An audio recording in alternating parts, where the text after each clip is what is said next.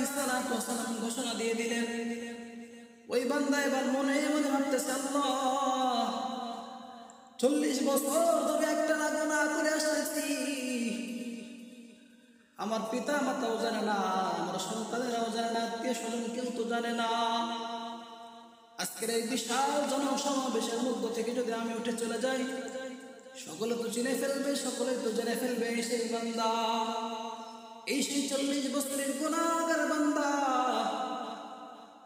ও আল্লাহ, আবার যদি হাউমাউ করে কাঁদা শুরু করে দিই, চোখের পানি ফেলে যদি তওবা করে তোমার দরবারে ক্ষমা চাই, ও আল্লাহ তাও তো চিনে ফেলবে, সকলেই বুঝে ফেলবে কেন কান্না করে নিচ্ছে হলো সেই বান্দা। ওই বান্দা এবার দিলটাকে খালেস করে দিয়েছে, দিলটাকে খালেস করে দিয়ে মালিকের কাছে তওবা করে নিয়েছে। মালিক, জীবনে যত গুনাহ করেছে আল্লাহ, সমস্ত গুনাহ থেকে তোমার দরবারে তওবা করতেছি আল্লাহ, জীবনে যা গুনাহ করেছে আর কোনোদিন গুনাহ করব না।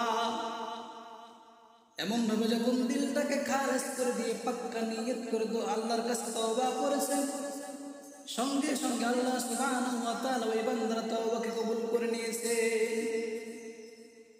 হযরত মূসা আলাইহিস সালাতু ওয়াস সালাম খেয়াল করে দেখেন, আসমানটা, সাদা আসমানটা আস্তে আস্তে কালো মেঘে মেঘাচ্ছন্ন হয়ে গেল।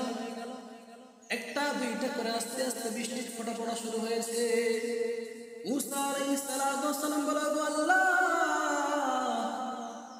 তুমি তো বলেছিলে ওই বান্দা যদি মজলিস থেকে উঠে চলে না যায় তুমি রহমতের বৃষ্টি দিবা না। আল্লাহ কেন তারপরেও তুমি রহমতের বৃষ্টি দিয়েছো? মূসা আলাইহিস সালাতু ওয়াস সালাম যখন এমন ভাবে আল্লাহর কাছে জানতে চেয়েছে, আল্লাহ সুবহানাহু ওয়া তাআলা জানিয়ে দেন, গো মূসা, সেই বান্দার জন্য আমি আল্লাহ রহমতের বৃষ্টি বন্ধ করে দিয়েছি। ওই বান্দার তওবার কারণে আমি আল্লাহ খুশি হয়ে ওই বান্দার জন্য আমি আল্লাহ রহমতের বৃষ্টি নাজিল করে দিয়েছি। সুবহানাল্লাহ। তওবার জন্য দিলটাকে খালেস করে দিতে হবে, মনটাকে খালেস করে দিয়ে পাক্কা নিয়ত করতে হবে, আল্লাহ জীবনে যত গুনাহ করেছে আর গুনাহ করব না। তওবা মানে এমন না যে তওবা করলাম আবার গুনাহ করলাম, তওবা করলাম আবার গুনাহ করলাম, এটা তওবা না।